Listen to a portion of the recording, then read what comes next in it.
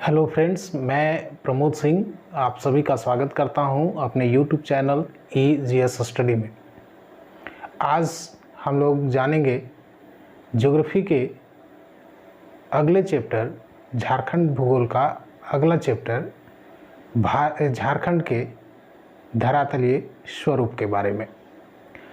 दोस्तों, इससे पहले के भूगोल के टॉपिक में हम लोग भूगोल का झारखंड का परिचय और झारखंड की भू आकृति अर्थात भूगर्भिक संरचना को हम लोग पढ़ चुके हैं।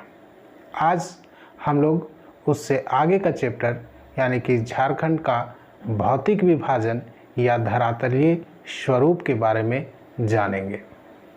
लेकिन यहाँ टॉपिक शुरू करने से पहले आज जो क्वेरीज आए हैं उनके बारे में मैं कुछ आपको बताना चाहूँगा।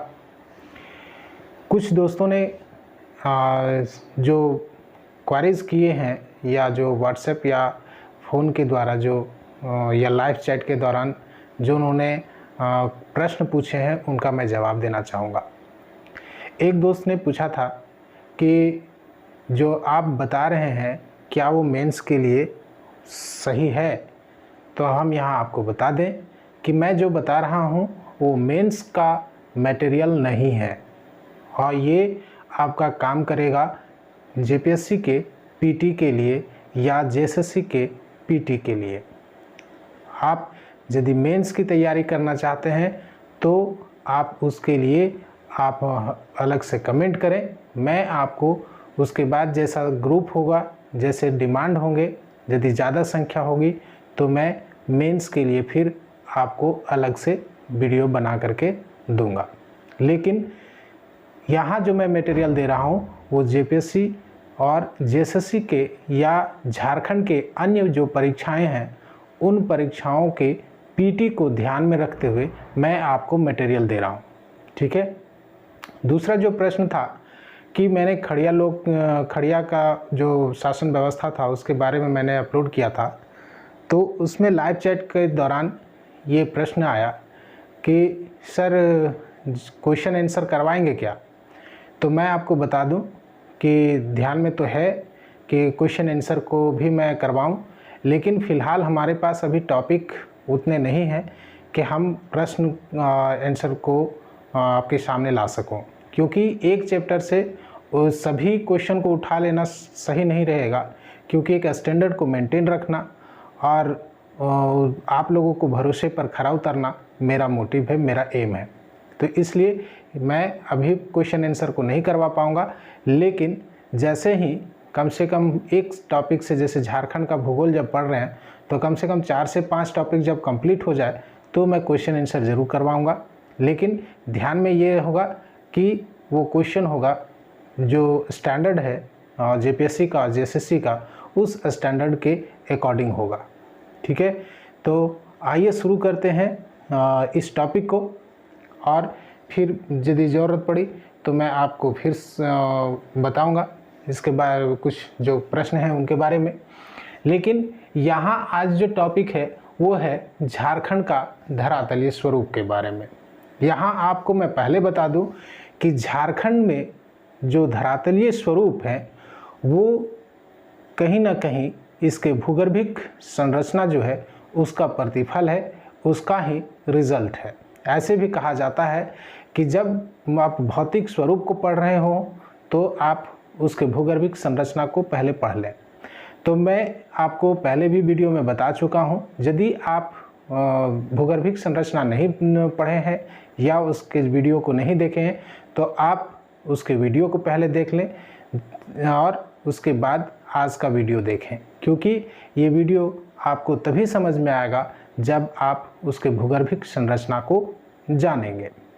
तो यहाँ का भूगर्भिक संरचना को यदि देखें, भौतिक स्वरूप को देखें, तो यहाँ का मुख्य जो भाग है वो छोटा नागपुर का पठार है, और छोटा नागपुर का पठार जो है वह दक्षिण का जो हम लोग पढ़ते हैं प्रायद्वीपीय पठार, उसी का एक भाग है। यदि डायरेक्शन के अकॉर्डिंग कहें तो दक्षिण प्रायद्वीपीय पठार का उत्तर पूर्वी भाग में स्थित है छोटा नागपुर का पठार।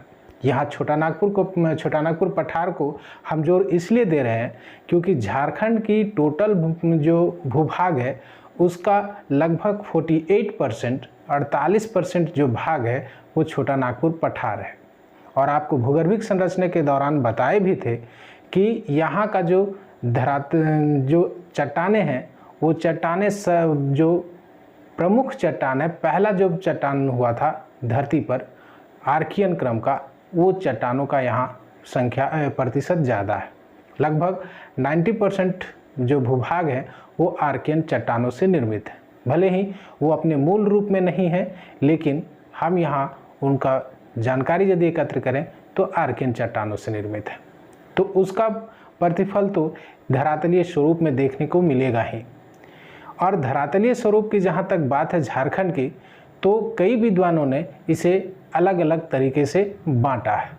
लेकिन किसी भी भूभाग को, किसी भी चीज़ को यदि आप बहुत मैक्रो लेवल पर, छोटे छोटे लेवल पर यदि आप बांट देते हैं तो आपको कन्फ्यूजन ज़्यादा क्रिएट करता है। इसीलिए मैं यहाँ प्रयास करूँगा कि आपको पीटी के मटेरियल को ध्यान में रखते हुए उन सारे चीज़ों को मैं आपको बताऊं जो कन्फ्यूज़न आपको ना करे।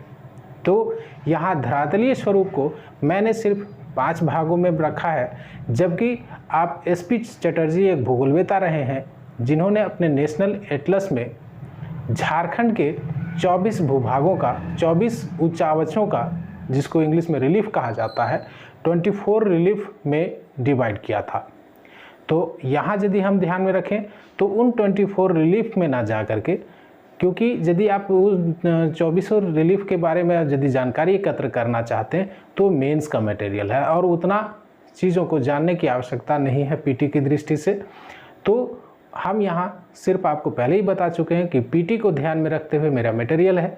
तो और वो भी सेकेंड पेपर में इससे क्वेश्चन पूछे जाने की संभावना बहुत कम है, ना के बराबर है, क्योंकि सिलेबस में ये टॉपिक है ही नहीं। रह गया फर्स्ट पेपर में, तो 10 क्वेश्चन बनते हैं और उस 10 क्वेश्चन में झारखंड से जो पूछे जाते हैं वो झारखंड का ज्योग्राफी भी है, झारखंड का हिस्ट्री भी है, झारखंड का पॉलिटी है, इकोनॉमी है। तो मुश्किल से 2 या 3 क्वेश्चन झारखंड ज्योग्राफी से पूछे जा सकते हैं। तो उसमें से ध्यान में ये रखना है कि हमें यहाँ इस टॉपिक से क्वेश्चन कहाँ से बनते हैं। तो मैं आपको बताते चलूँगा कि कहाँ कहाँ से प्रश्न बनते हैं और कहाँ से आपको जानकारी रखनी है। तो आइए देखते हैं क्या क्या है। तो फिजिकल फीचर्स ऑफ झारखंड, यानी कि झारखंड का भौतिक स्वरूप जो है उसको यदि हम देखें, या धरातलीय स्वरूप जो है उसको देखें, हमने यहाँ 5 भागों में बांटा है। पहला जो है वो पाट प्रदेश है, दूसरा है रांची और हजारीबाग का पठार, तीसरा है छोटा नागपुर का बाह्य पठार, चौथा दामोदर बराकर नदी घाटी क्षेत्र और 5वां है संथाल परगना का उच्च भूभाग एवं अप्रदित क्षेत्र। ये हैं 5 भाग, ठीक है। लेकिन इससे पहले जरा हम झारखंड में जो मुख्य है छोटा नागपुर का पठार, उसका छोटा सा इंट्रोडक्शन देख लेते हैं। कहता है कि छोटा नागपुर पठार का जो क्षेत्र है वह प्रायद्वीपीय पठार का उत्तरी पूर्वी भाग में स्थित है। कहाँ स्थित है? तो उत्तर पूर्वी भाग में स्थित है। यहाँ आपका प्रश्न बनता है, क्योंकि अभी तक का जो सिलेबस देखिए, अभी तक का जो क्वेश्चन देखिए, उसमें से ऐसा नहीं है कि बहुत डीप गया है। आपको ऐसा क्वेश्चन पूछा है जो आप एक बार यदि आप टॉपिक को पढ़े हो तो आपको ध्यान में आना चाहिए। तो यहाँ से क्वेश्चन बनता है कि छोटा नागपुर का पठार का स्थिति किधर है या किस भूभाग का ये अंश है। तो प्रायद्वीपीय पठार का अंश है या उसका भाग है, किधर स्थित है? तो उत्तर पूर्वी भाग में स्थित है। उसके बाद है छोटा नागपुर की औसत ऊंचाई कितनी है। तो छोटा नागपुर की औसत ऊंचाई 760 मीटर है, ठीक है। छोटा नागपुर का औसत ऊंचाई 760 मीटर है। किसी बुक में 700 मीटर दिया गया है, लेकिन जो एवरेज ऊंचाई है उसको निकालने का जो तरीका है उस तरीके के आधार पर 760 फीट बैठता है। चलिए आगे देखते हैं। इसमें बताया गया है कि जो छोटा नागपुर पठार का जो सबसे ऊंची चोटी है वह है क्या? तो पारसनाथ। ठीक है, पारसनाथ सबसे ऊंची चोटी क्या है? पारसनाथ। अब पारसनाथ में आपने तो सबको याद रखता है कि झारखंड की सबसे ऊंची चोटी कौन है? तो पारसनाथ। अब यहाँ से आपको क्वेश्चन का क्या पूछने की संभावना बनती है कि इसका हाइट क्या है? तो हाइट याद रखते हैं हम लोग मीटर में, 1365 मीटर, लेकिन संभावना है कि आपको इसमें पूछ दे फीट में। ठीक है, कि छोटा नागपुर का जो छोटा नागपुर पठार या झारखंड की सबसे ऊंची चोटी पारसनाथ का ऊंचाई कितना है?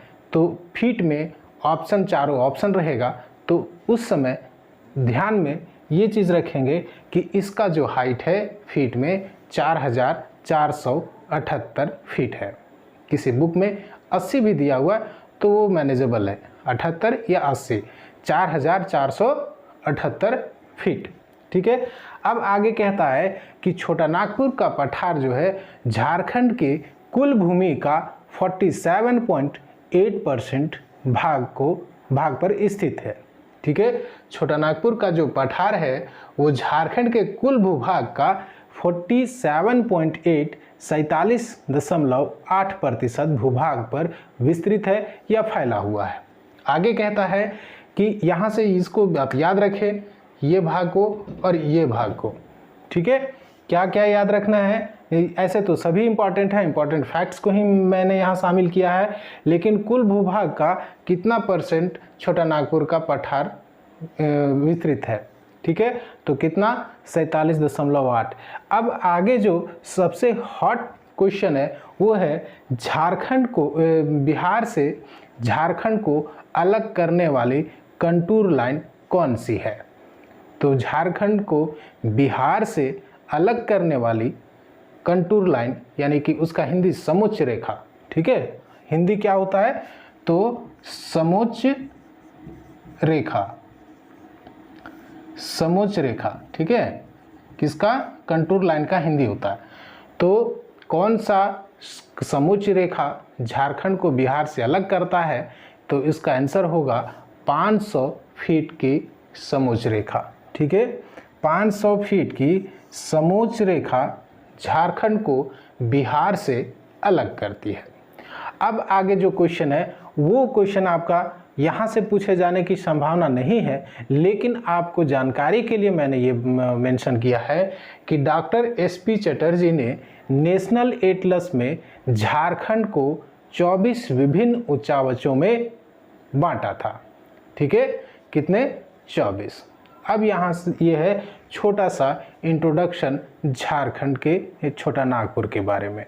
अब देखते हैं छोटा नागपुर झारखंड में जो भौतिक विभाग हैं, जैसे पाट प्रदेश, रांची हजारीबाग पठार, बाह्य पठार और दामोदर बराकर तथा संथाल परगना की उच्च भूमि, उस एक टॉपिक को हम अलग अलग करके ध्यान से उसके बारे में समझते हैं। तो पाट क्षेत्र में है जो झारखंड का पहला भाग है, पहला भौगोलिक प्रदेश, पहला धरातलीय स्वरूप है, पहला भौतिक विभाजन का स्वरूप है। इसके बारे में यदि कहें तो इसका विस्तार जो है, यदि आप झारखंड के मैप में देखें तो ये जो भाग है, यदि आप देख रहे हो तो ये भाग जो है वो है पाट प्रदेश। और यदि झारखंड के ज़िले के बारे में उस ज़िले की स्थिति को आप यदि जानते होंगे तो यहाँ कौन सा ज़िला है? तो लातेहार का। तो लातेहार ज़िला में पाट प्रदेश का विस्तार सबसे अधिक है। यदि प्रश्न पूछा जाए आपसे कि पाट प्रदेश का सर्वाधिक विस्तार झारखंड के किस ज़िले में है, तो यह उसका उत्तर होगा लातेहार। इसके बारे में यदि कहें कि इसका विस्तार कहाँ कहाँ है, कौन सा ज़िला में, तो पलामू ज़िला का दक्षिणी भाग एवं गुमला ज़िले के उत्तर पश्चिमी भाग में इसका विस्तार मिलता है। इसका विस्तार रांची ज़िले के भी कुछ भाग में पाट प्रदेश का विस्तार मिलता है, लेकिन प्रमुखता से यदि कहें तो लातेहार ज़िला में। ठीक है, इसका आकार को यदि आप देखें तो त्रिभुजाकार है। इसका आकार कैसा है? तो त्रिभुजाकार, जिसका आधार जो है इसको ये आधार इसको कहेंगे। तो आधार जो है वो उत्तर की ओर है, उत्तर की ओर, और जो शीर्ष भाग है यानी कि कोने का जैसा जो है वो किधर है, तो दक्षिण की ओर है। ठीक है, आधार उत्तर की ओर और शीर्ष दक्षिण की ओर। ठीक है, अब आते हैं इससे आगे कि यह झारखंड का सबसे ऊंचा भाग है, झारखंड का सबसे ऊंचा भाग है पारसनाथ को छोड़ करके। इस भाग का पाट प्रदेश का जो सबसे औसत ऊंचाई यदि कहें तो इसकी औसत ऊंचाई 900 मीटर मानी जाती है। यदि इसको फीट में कहें तो 3000 फीट। ठीक है, आगे देखते हैं। आगे कहता है कि इसका जो कंपैरिजन है वो डेक्कन का दक्षिणी प्रायद्वीप का दक्षिणी प्रायद्वीप का जो भूभाग है भारत का, उसको मेसा कहा जाता है। यदि आप भारत का भौतिक प्रदेश पढ़ेंगे तो उसमें दक्षिण का या डेक्कन प्रदेश आपको पढ़ना है। प्रायद्वीपीय पठार को 2 भागों में बांटा जाता है, केंद्रीय उच्च भूमि या मध्य उच्चवर्ती भाग कहा है, और दूसरा है दक्षिण प्रायद्वीपीय भाग। तो दक्षिणी प्रायद्वीपीय भाग है वो भी इसी तरह, उसका भी आकार जो है वो त्रिभुजाकार है। ठीक है, इस त्रिभुजाकार के कारण से उसको डेक्कन का जो दक्षिण का प्रायद्वीप है उसको कहा जाता है मेसा। ठीक है, क्यों? त्रिभुजाकार होने के कारण से। और वो भी इसी तरह, उसका जो आधार है वो उत्तर की ओर है और शीर्ष जो है वो दक्षिण की ओर है। भारत में यदि आप उसको यदि जानते होंगे तो उसी प्रकार का सेम आकृति मिलने के कारण से इस क्षेत्र को मेसा कहा जाता है।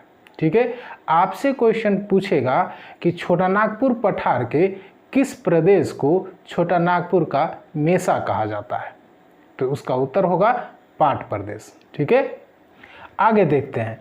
इसमें प्रमुख जो पाट क्षेत्र हैं इसका हाइट के साथ साथ इसका क्रम याद रखेंगे। ठीक है, इसका क्रम क्या है? सबसे ज़्यादा हाइट वाला पाट प्रदेश कौन है? तो सबसे हाइट वाला पाट प्रदेश है नेतरहाट पाट, उसके बाद गणेशपुर पाट, उसके बाद जमीरा पाट।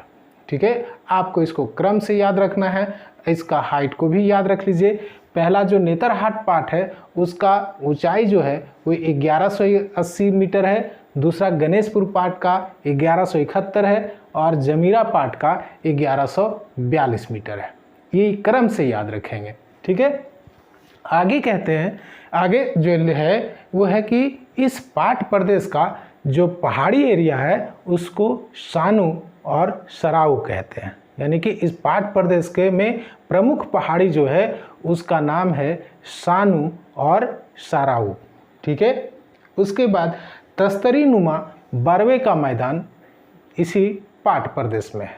ठीक है, आगे कहता है कि कई नदियों का उद्गम स्थल पाट प्रदेश को माना जाता है, जिसमें कोयल नदी और शंख नदी का नाम सर्वप्रमुख है। आगे इसमें आप ये भी जान लीजिए कि पाट का मतलब होता है समतल भूभाग।